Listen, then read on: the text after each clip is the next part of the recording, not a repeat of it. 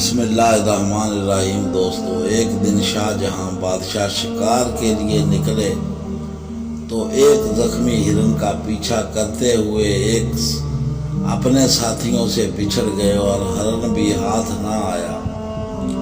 اس وقت دوپہر ہو گئی تھی، ساتھیوں کو دور دور کوئی نشان نہیں تھا۔ بادشاہ کو سخت پیاس لگی ہوئی تھی۔ اتنے میں اس کی نظر ایک درخت پر پڑی جس کی ٹھنڈی چھاؤں کے نیچے ایک گڈریا اپنی بکریوں کے ساتھ بیٹھا تھا۔ بادشاہ نے جو اس وقت شکار کے کپڑے میں تھے گڈریے سے پانی مانگا تو اس نے بتایا کہ ساتھ لایا ہوا پانی ختم ہو گیا ہے۔ اس نے فوراً ایک بکری کو دودھ سے برتن دھو کر دوسری بکری کا دودھ بادشاہ کو پینے کے لیے دیا۔ شاہ جہاں نے گڈریے کی یہ بات بہت پسند آئی اور اس نے اس سے کاغذ مانگا۔ جنگل میں بھلا اس گڈریے کے پاس کاغذ کہاں؟ بادشاہ نے بوڑ کا ایک پتا توڑ کر اس پر خنجر کی نوک سے کچھ لکھا اور گڈریے کو دیتے ہوئے بولا، یہ لو اپنا انعام، میں نے تمہیں 2 گاؤں جاگیر میں دیے ہیں۔ جمعہ کو یہ پتہ لے کر جامع مسجد دہلی میں آ کر ہم سے مل لینا۔ گڈریا خوش ہو کر گھر لوٹ چلا اور اپنی کمبل زمین پر ڈال کر وہ پتہ اس پر رکھ دیا اور بکریاں بند کرنے لگا۔ جب ایک بکری جو ادھر سے آئی تو اس نے پتہ منہ میں اٹھا لیا اور گڈریے کے پہنچتے سے پہلے چٹ کر گئی۔ اسے بڑا دکھ ہوا اور وہ یہ کہتا ہوا جنگل میں چلا گیا کہ بکری 2 گاؤں کھا گئی۔ اس نے کھانا پینا سب چھوڑ دیا، بس ہر وقت یہی رٹ لگا رکھی تھی کہ بکری 2 گاؤں کھا گئی۔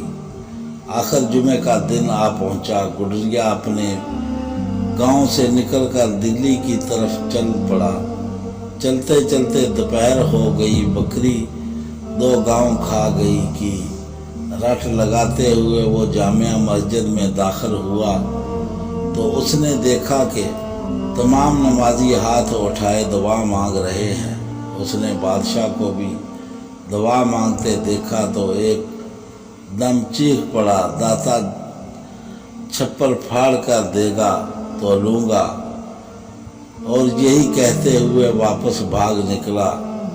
بادشاہ نے نماز کے بعد اسے بہت تلاش کروایا مگر وہ نہ ملا۔ جنگل میں پہنچتے پہنچتے گڈریے کو شام ہو گئی اور وہیں ایک بڑے پرانے درخت پر چڑھ کر بوڑ کے پرانے درخت پر چڑھ کر بیٹھ گیا۔ رات کو کچھ ڈاکو وہاں آئے اور گاؤں میں ڈاکہ ڈالنے کی باتیں کرنے لگے۔ گڈریے نے انہیں ٹوکا اور بولا، چوری کرنا بری بات ہے اور پھر یہ گاؤں تو غریب ہے، تمہیں پیسہ ہی چاہیے تو اس درخت کے نیچے کھودو۔ میں نے اپنے بڑوں سے سنا ہے کہ یہاں پرانا خزانہ دفن ہے۔ یہ کہہ کر وہ گاؤں کی طرف داتا چھپر پھاڑ کر دے گا کہتا ہوا چلا گیا۔ ڈاکوؤں نے بڑی بحث کے بعد زمین کھودی تو وہاں سے سچ مچ 2 برتن نکلے جن میں سانپ اور بچھو بھرے ہوئے تھے۔ ڈاکوؤں کو یہ دیکھ کر بہت غصہ آیا اور وہ برتن اٹھا کر گاؤں کی طرف چل دیے۔ ایک جھونپڑے سے گڈریے کی آواز آ رہی تھی۔ انہوں نے وہ دونوں برتنوں اس کی آنگن میں الٹ دیے تاکہ سانپ بچھو سے ڈس لے، لیکن اس میں سے اشرفیاں گرنے لگی۔